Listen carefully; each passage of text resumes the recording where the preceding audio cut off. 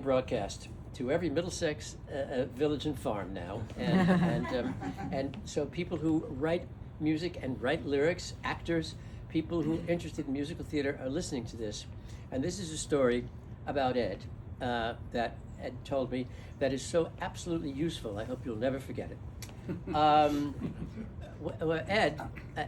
Ed struggled, right? He had a wonderful musical that he was writing called Gallery. And because he had written a book musical and somehow it didn't work out, he decided he would simply write a musical about a woman walking through an art gallery. And she sees a famous painting, and he picked many famous paintings. And so Ed took the title of that painting and the look of that painting, and he would write a take on it as often very funny, sometimes very touching song. And the name of this story is Ed's explanation to me about how he got the job for a chorus line. Michael Bennett had these tapes, these interviews with dancers, and he decided that would make a wonderful show.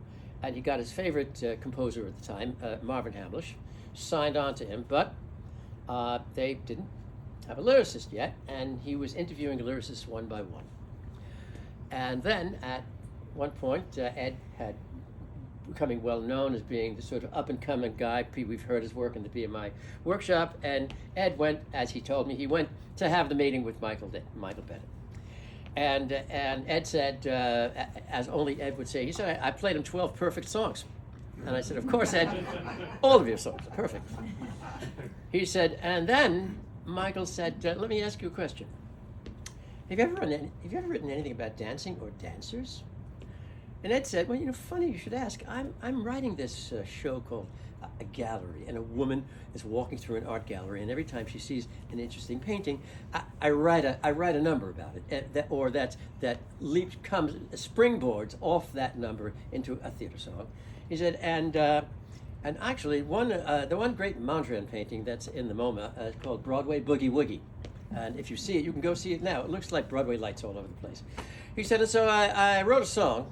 I wrote a song about Broadway gypsy dancers looking for work. And Michael said, play it. And Ed played it. And Michael said, you got the job.